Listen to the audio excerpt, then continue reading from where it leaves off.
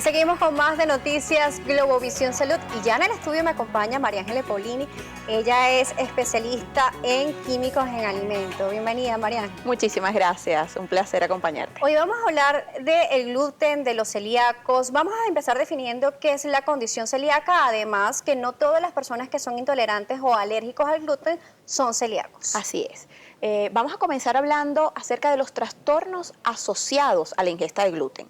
De acuerdo a la última convención en Oslo que se hizo en el 2012, se eliminaron una cantidad de términos que se venían utilizando con anterioridad y se definieron 3 parámetros. El primero es la condición celíaca, que es una condición autoinmune que ocurre por la ingesta de gluten, y ese gluten está asociado a 4 cereales.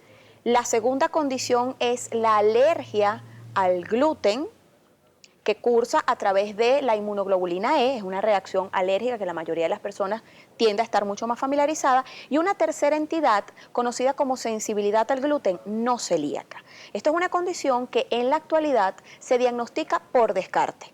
Si usted tiene los síntomas y se hace la prueba y sale negativo para celiaquía, entonces es una persona con sensibilidad al gluten no celíaca.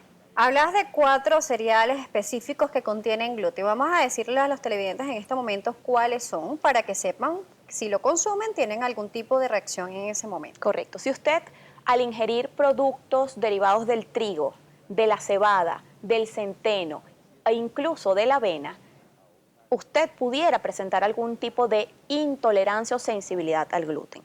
Todos los productos derivados, entiéndase, las harinas, los panes, las pastas preparados con estos cereales.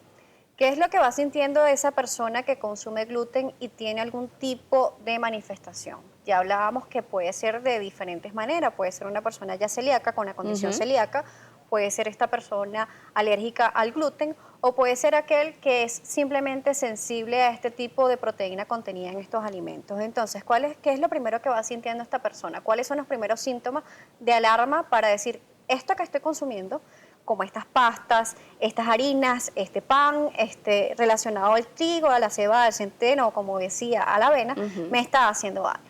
Sí, aquí es bien complejo el manejo de la sintomatología. Se pueden tener síntomas gastrointestinales, pero también se pueden tener síntomas a nivel cutáneo, a nivel de piel, pero también se pueden tener síntomas a nivel neurológico. Entonces, muchas personas que sufren de cefaleas, migrañas, pueden tener una asociación directa con la ingesta de estos productos. Entonces es bien importante que la persona pueda tratar de identificar el síntoma y su asociación con lo que está comiendo en ese momento. Sí, porque por ejemplo es muy común que hay personas que comen pastas o pizzas en un momento y siempre tiene algún tipo de reacción o manifestación y dice, ¿qué estará pasando que cada vez que como esto? Hay personas que inclusive le da dolor de cabeza nada más de comer pizza. Puede ser algún tipo de manifestación de que algo que está dentro de estos ingredientes puede estar haciéndonos daños en el organismo. Esa es una posibilidad. Por eso es que es bien importante que podamos tener un poco más de conciencia de lo que estamos comiendo actualmente. Muchas veces tenemos el síntoma, puede ser una distensión abdominal o puede ser un cuadro de diarrea que aparece y que no está asociado a una infección o una intoxicación alimentaria, y eso puede estar relacionado con la ingesta de productos que contienen gluten. Entonces hay que hacer como un diario. Si usted comienza a sentirse mal, si sospecha que lo que está comiendo es lo que está generando los síntomas, lo primero que yo recomiendo es hacer un diario de comidas. Anote absolutamente todo lo que usted come. Así sea una galleta, si comió un chicle, si tomó agua, si tomó café, si tomó algún té, anótelo. Y eso es lo que va a permitir establecer una relación entre lo que estoy comiendo y cómo me estoy sintiendo. Y si eso lo llevamos a la consulta médica, es mucho más sencillo que el médico pueda sospechar de una condición celíaca y hacer los análisis pertinentes de manera que se pueda llegar a un diagnóstico certero. Y que además en nuestro país se están haciendo políticas para poder hacer una conciencia sobre esta condición celíaca o el consumo del gluten. Inclusive en la Asamblea Nacional se ha discutido un proyecto de ley que esperamos que próximamente pueda ser aprobado y implementado para saber qué tipo de alimento contiene gluten en su información alimentaria. Correcto. Además, el Ministerio de Salud hizo en una gaceta oficial una parte donde indica que deben ser colocados este tipo de componentes. Usted, como especialista química en alimentos, también ha colaborado con muchos emprendedores acá en Venezuela. En este caso, hay un caso acá en Caracas, que ya lo tuvimos anteriormente, que es Menos Gluten, en donde usted hizo un aporte muy importante. ¿Cuál fue? Bien, a través del protocolo Cocina Segura, que es la propuesta de mi proyecto, incentivamos a la incorporación de menús aptos para personas con régimen especial de alimentación. Entonces, el trabajo que se hizo fue diseñar un espacio en el que la contaminación por contacto cruzado fuera mínima y que pudiéramos ofrecer alimentos que fuesen deliciosos y que a su vez también estuviesen libres de potenciales contaminantes, que son los que hacen generalmente hacer sentir mal al paciente. Recordémosles a los pacientes y las personas que nos están viendo en este momento, que no son pacientes, pero bueno, tienen a alguien conocido que es sensible o tiene la condición celíaca. ¿Qué es la contaminación cruzada? La contaminación por contacto cruzado ocurre cuando de manera inadvertida algo que puede contener gluten o que contiene gluten, porque así lo establece su etiquetado, entra en contacto con un producto que no lo es. Por ejemplo, cuando yo estoy amasando para hacer un pan y luego retiro ese producto que está hecho con trigo, limpio, pero no limpié correctamente, y voy a amasar un pan que no contiene gluten, allí puede haber una contaminación por contacto cruzado. Podemos tener otro tipo de contaminación. Por ejemplo, estamos comiendo en familia, hay una persona que tiene la condición y que hace la alimentación libre de gluten. Tomé mi cuchillo, por ejemplo, lo introduje en la mermelada, unté el pan que contiene trigo y luego volví a colocar el cuchillo dentro de la mermelada. Allí nuevamente hay una contaminación por contacto cruzado. Porque ya ese alimento tocó y está en esa mermelada. Por lo menos el celíaco podría tener alguna reacción en ese momento. Correcto. Lo importante y algo que te agradezco muchísimo que nos permitas el espacio para conversarlo, es que las cantidades con las que un celíaco, incluso una persona con sensibilidad al gluten no celíaca, se pueden sentir mal, son cantidades muy pequeñas. Yo siempre utilizo un ejemplo de, imagínese usted un alfiler, imagínese la puntita del alfiler y esa puntita ubíquela en un bol que tenga 1 kilo de pasta, 1 kilo de harina o 1 kilo de cualquier producto alimenticio. Esa pequeñísima cantidad puede hacer sentir muy mal a una persona que tenga trastorno asociado a la ingesta de gluten. Y eso incluso puede derivar en una hospitalización, en un tratamiento farmacológico, no porque la celiaquía tenga cura o no porque la sensibilidad al gluten tenga cura, sino porque hay que aplicar fármacos para mejorar la condición, porque puede haber distensión abdominal, diarreas, vómitos, cefaleas, incluso la ataxia al gluten, que es una de las complicaciones de la condición, puede ser algo que pone en peligro la vida del paciente. ¿Cómo hacen o cómo pueden hacer las personas celíacas, sensibles o alérgicas al gluten en esta temporada, María Ángel? Bien, afortunadamente en la actualidad nosotros contamos con muchos más productos de los que podían existir hace unos cuantos años atrás.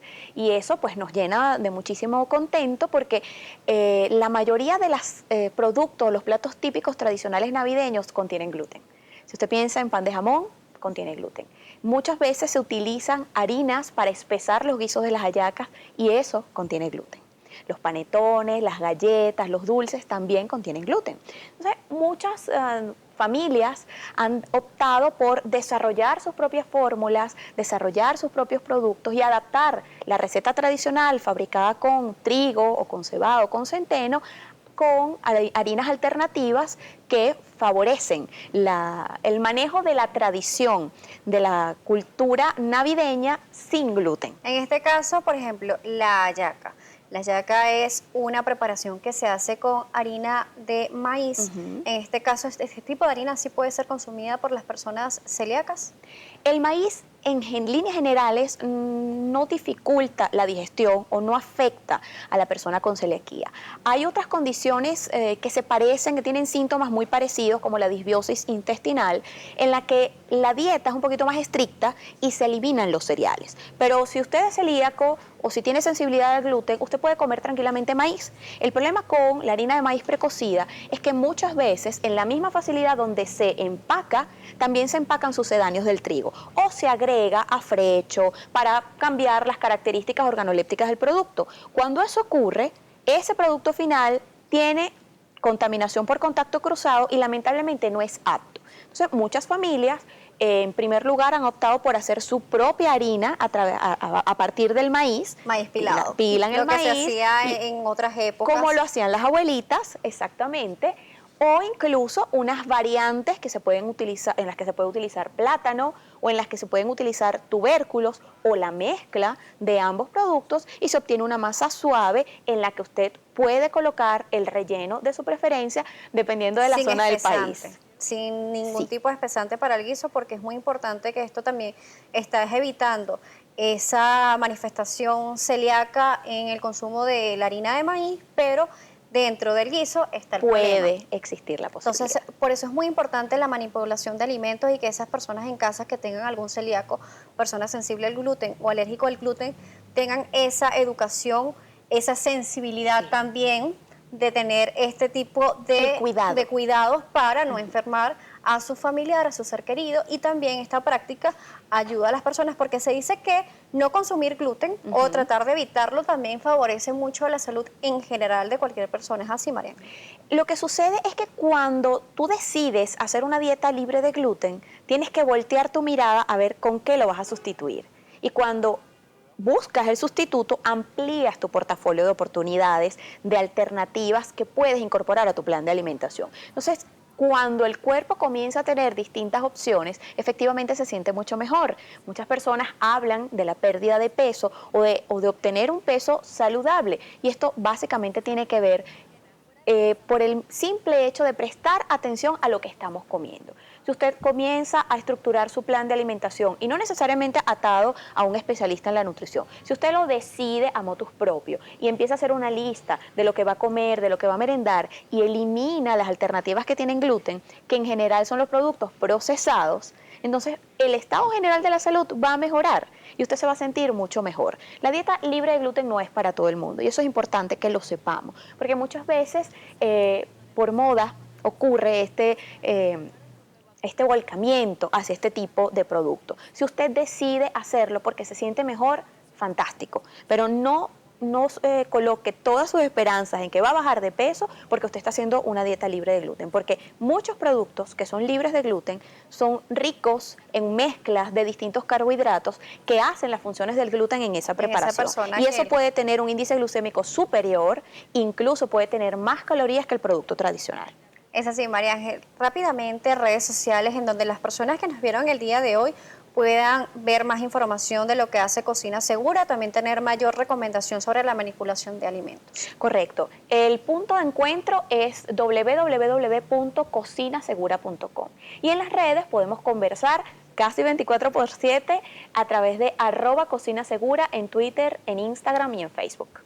Agradecida, María Ángel, por todas estas recomendaciones e información relacionada a la condición celíaca y alergia al consumo de gluten. Nosotros aquí también en Noticias Globovisión Salud le recordamos nuestras redes sociales como @salud_eb en Twitter. También nos puede seguir a través de todas las redes sociales como @globovisión. Visitar nuestro sitio de internet www.globovision.com. En la sección de salud puede ver todas las entrevistas que hacemos día a día para ustedes y escucharnos a través de Globovisión Radio. Será hasta una próxima oportunidad.